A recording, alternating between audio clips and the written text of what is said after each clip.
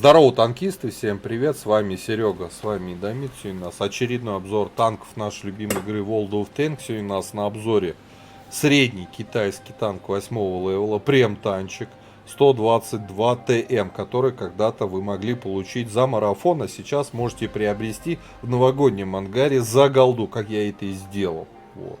Не было у меня этой машины, теперь она есть. Сегодня полноценный гайд-обзор по данной тачке. И, конечно же, предлагаю начать этот обзор с бронирования агрегата данного. Погнали. Итак, вот наш 122 ТМ, средний танк. Да, средний. Запоминаем, что это средний танк. А теперь смотрим бронирование. НЛД 105 мм, и в приведенке мы имеем снизу 191, ближе к верху 187. Вспоминаем сразу бронепробитие СТ-шек на 8 уровне. Это анти-СТ НЛД на самом-то деле. Вы дофига снарядов будете танковать. Тяжелые танки, какие-то типа ИС-6, там, не знаю, Крайслер, да, вас пробивать даже иногда не будут и под таким углом. Да, не будут, потому что бронепробитие у них там 190 плюс, прокнет чуть меньше бронепробития, уже не пробьют. Так что, как НЛД, для СТ-шки на 8 уровне, это очень крепко, невероятно крепко НЛД. Стоит чуть-чуть рамбануть, и вот уже, вот, видите, да, 225, 217. Нифига себе средний танк. Хорошо, смотрим ВЛД. 120 мм, приведенки 204, 216 сверху. Нифига себе, надгусечные полки там, все понятно. Так, ребят, ну это у нас многие танки тяжелые на 8 уровне имеют меньшую броню ВЛД. Нифига себе средний танк. Хорошо, давайте смотреть башню. Начнем с маски, да, орудия. Она причем здесь маленькая, 300 миллиметров. Хорошо, сверху косарь. Ага, 300, там 1500, ну понятно. Самая ослабленная у нас сферическая башня. Соответственно, щеки ближе к стволу. Самые ослабленные места. 297, под башней 300, 298, 326, 318, 350, 364, 500, там 700, 800. Ну, короче, жесть. Это броня даже не анти-ТТ 8 уровня, это анти-ТТ 9, да и даже 10 уровня. Голдой только у вас будут шить в эту башню. Планка наверху 70 мм, пожалуйста. Приведенки 506, попробуйте пробить. Но, конечно же, тут не без ложки дегтя, есть два лючка. Вот. В приведенке 172, 171, и они причем не маленькие. Поэтому на этом танке, как умалишенному в ПВП, либо в ближнем бою, нужно дергаться в надежде, что пройдет между лючков, либо вот сюда в края вам попадут, да, а не в центр. Боковое бронирование у нас 80 мм, а я напоминаю, господа, что это средний танк, а не тяжелый. Может ли он танковать от борта? Конечно, может. Через каток не бьется, причем очень уверенно может. Главное, не перекручивать. Вот. Пожалуйста, хороший угол стоит, танкуйте на здоровье. Короче, невероятная броня от борта, невероятно крепкая НЛД, как для СТ-шки, так и для ТТ-шки.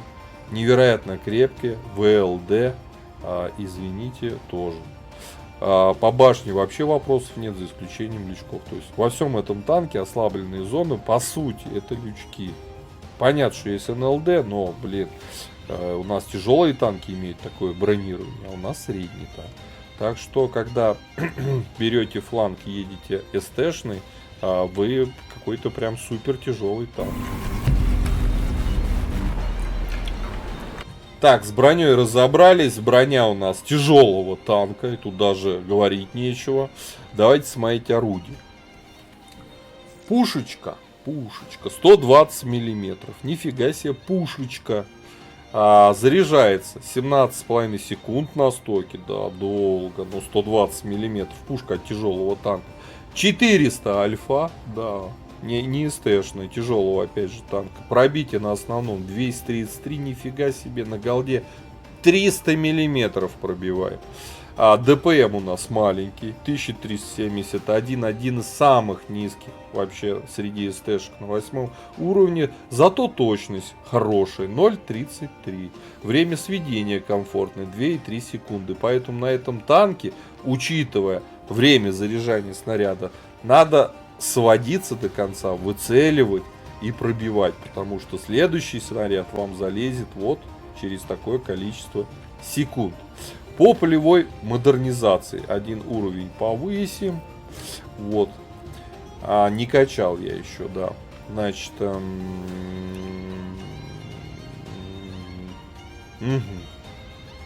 скорости, поворот ходовой, легкосплавные узлы, да. Повышаем точность. Сведение у нас и так комфортное все равно. И здесь мы что делаем? Мы здесь делаем антибликовую маскировку. Мы СТ-шка у нас такая же, с хорошая, реально хорошая незаметность. А вторым слотом качаем что? Качаем. Можно и разведку добавить к обзору танка, а можно и живучесть. Все зависит от того, какое вы будете использовать оборудование. Вот, но я бы вам... Вот я все-таки ставлю оборудование просветленку, поэтому, наверное, все-таки разведку лучше сделать вторым слотом. Обязательно сюда досл, всегда. Вот.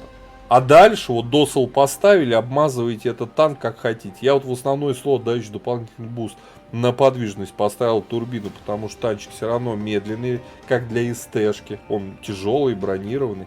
Поэтому турбину, наверное, тоже все-таки рекомендую ставить всегда. А вот вместо просветленки можете ставить что угодно вашей душе. Вы можете сюда поставить вентилятор. Вы можете все-таки дрын-то толстый поставить стаб. Да, стаб сюда зайдет очень, в принципе, себе неплохо. Можете улучшенный прицел повысить, точность орудия, да. Хотите лучшее сведение, ставьте усиленные приводы наводки. Вот. Ну и, наверное, все по оборудованию. По снарядам основной у нас подкол и летит невероятные почти 1400 метров в секунду с хорошим бронепробитием. Голда кумулятив. Но летит тоже комфортно 907 метров в секунду. Так что, ребята, со скоростью полета снаряда тут все хорошо. По снаряжению.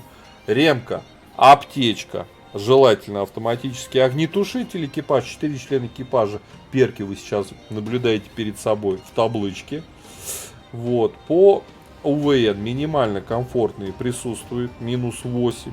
Вот. И уже, кстати, пушка при такой сборке, вот таком, достаточно дохлым, трехперковым даже нету экипажа, 14,7.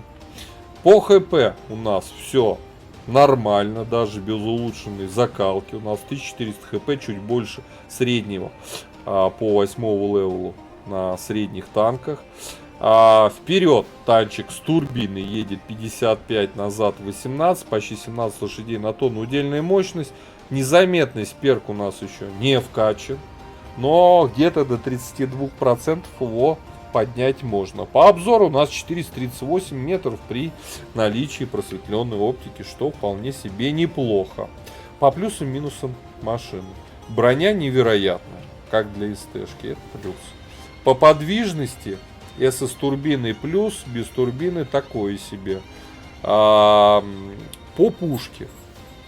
Все бы хорошо, отличная точность сведения, быстрая скорость полета снаряда, пробитие хорошее. Да у вас даже УВН есть, но очень долго заряжается орудие и низкий ДПМ. Я бы здесь назвал это и не минус, и не плюс, ничего. Всеми плюсами вы компенсируете минус. Жирный достаточно.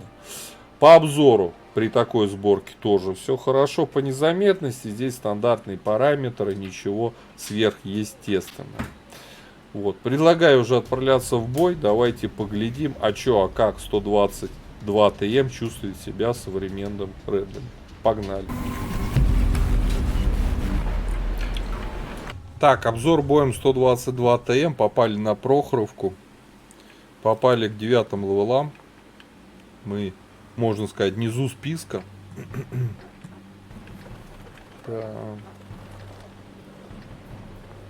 Две арты, Говорит о том, что на центр ехать ни в коем случае нельзя, как бы мне не хотелось.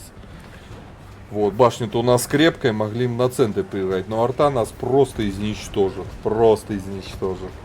Ничего мы не сделаем. Одна ЛТХа. Вот на этой карте, повторюсь, каждый раз говорю, в чьей команде выживет ЛТ, та команда и победит. Вот, никто не поехал у нас налево, тогда едем мы. Я хотел, честно говоря, на аллею уйти, наверх, на бугорок встать, но нельзя бросать К-91 ПТ. А мне вообще придется поджимать на гору. Ну, такая вся команда, вся наша тима уехала направо. Да. Все, я был вынужден повернуть. Я не хотел. Меня вынудили. Обзор боя сделать именно на этой карте слева, где я никогда не играю.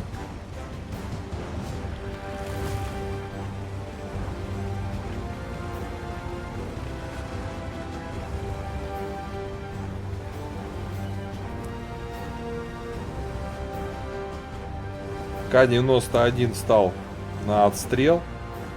Наша задача зажить, потому что я здесь один. Да, это очень плохо. А их-то может быть много.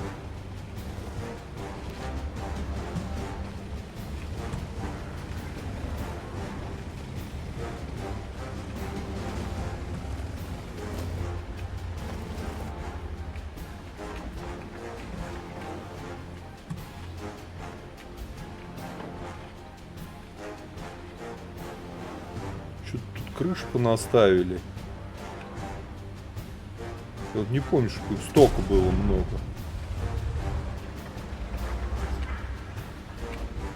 Блин, зря снарядик-то выпустил.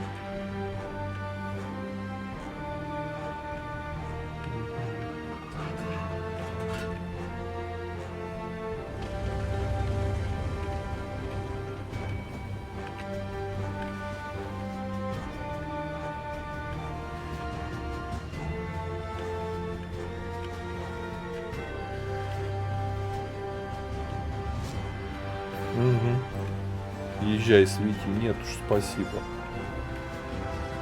Ага. Умники. Вы не видите, что я тут вообще один? Что мне не хватало, что меня еще обоссали с центра. Вот, это наш клиент.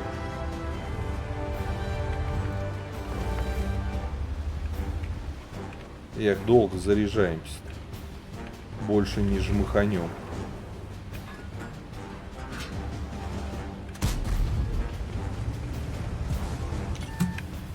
О, Т-34 подъехал.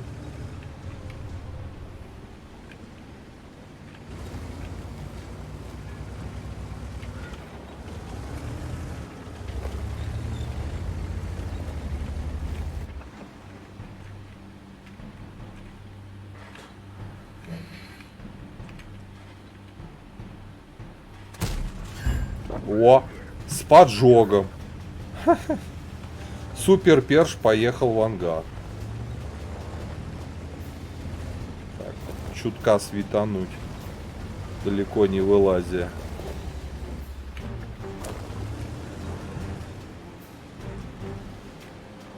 А может там кроме супер перша-то особо нет никого? Никто не светился. Ладно, один раз проверим.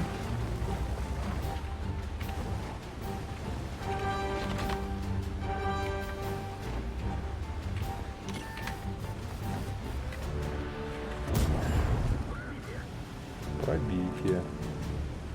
Ну, с центра вроде не отстреливают.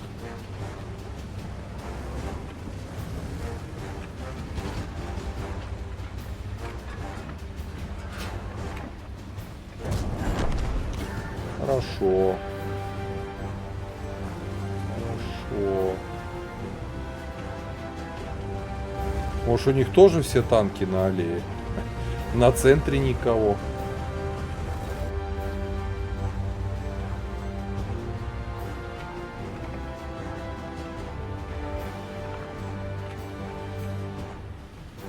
Странно.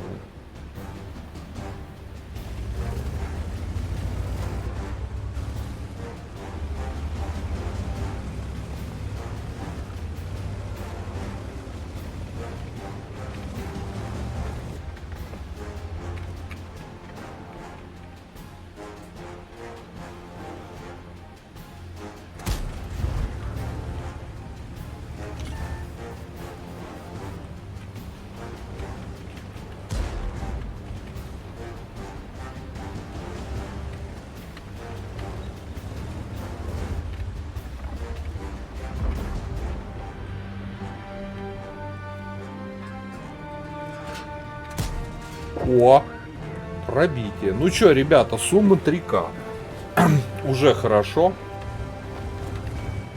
У них тоже все уехали на аллею.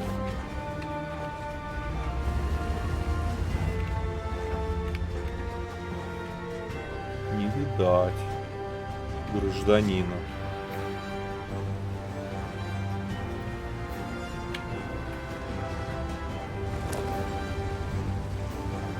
А они аллею отжахали у нас, да?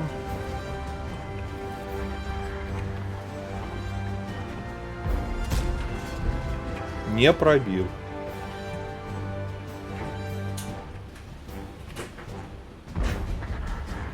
Пробил.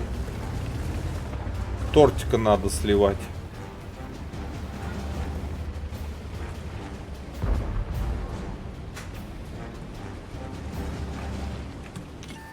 Ух ты.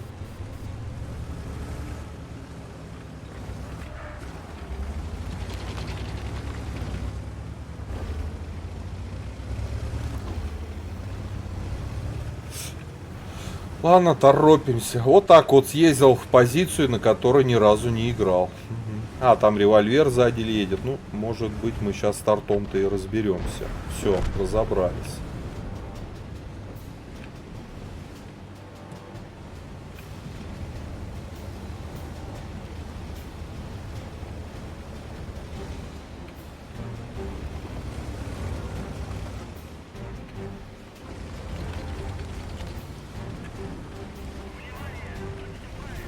Спокойно.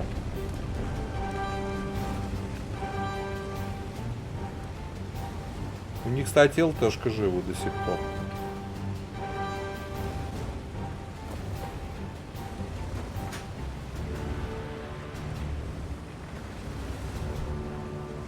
Вот она, ELC. Сливайте елку. Все отлично. Ух ты.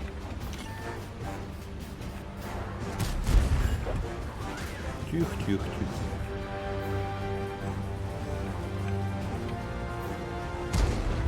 Вот.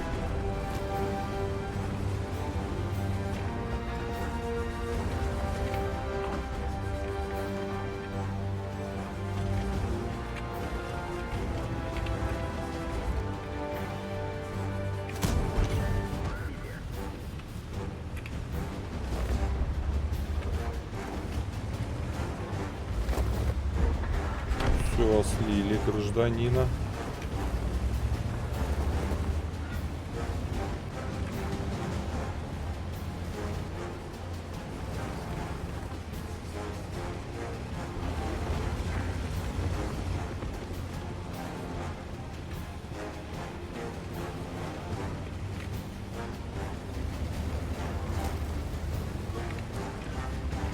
Вот она. Все, засветили наша. А куда я стрельнул? А куда я стрельнул? А тут шпроты еще стоят.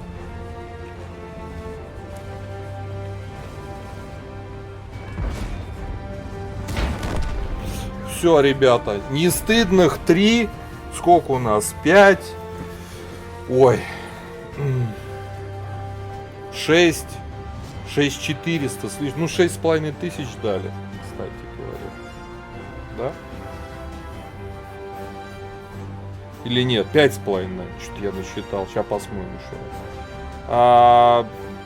Необычно поехал на другую сторону, где никогда не играю. И, конечно, поиграл. Че мы там настреляли? 2800. Правильно? Правильно. Кстати, заняли позорное 2-е место. Нас Шарфутур обогнал. 2900 насветили. Ну, будем считать, что здесь 3. И здесь 2800. Ну, 5800. Да, 5800 суммы. Нормально. Для 8-го левела 5800 это вполне себе годно. Вот, начислили нам 260 тысяч. 226 чистоганом в копилку полетело, что не может не радовать. Вот.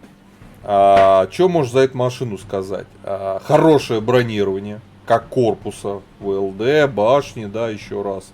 Но хорошее пробитие на снарядах.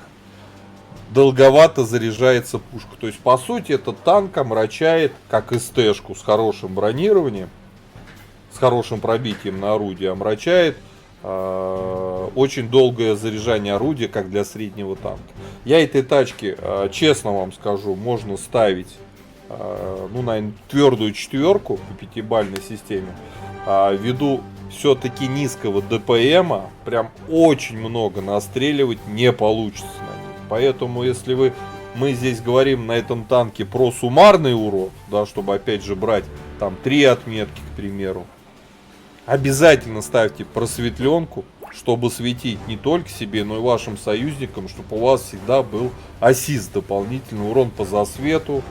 Вот, и в сумме вам получится на нем более-менее там как-то адекватно прокачивать 3 отметки на этой машине. В целом машинка-то неплохая. И, кстати, еще раз повторюсь, сейчас можно приобрести в новогоднем ангаре данную тачку. Так что рекомендую. Вот. Ребята, у кого есть, как всегда уже говорю, 122 ТМ, этот волшебный китаец, пишите в комментариях под видео для людей, которые хотят, думают, покупать, не покупать эту машину, свое мнение. Выскажите, пожалуйста. Вот. Ставьте лайкосы, подписывайтесь на канал, а я вам говорю, до скорых встреч, пока. Поддержи брата-танкиста лайком под этим видео, подпиской на канал, ну и, конечно, прожми колокольчик, чтобы быть в курсе всех новых стримов и самых последних обзоров по нашей любимой игре.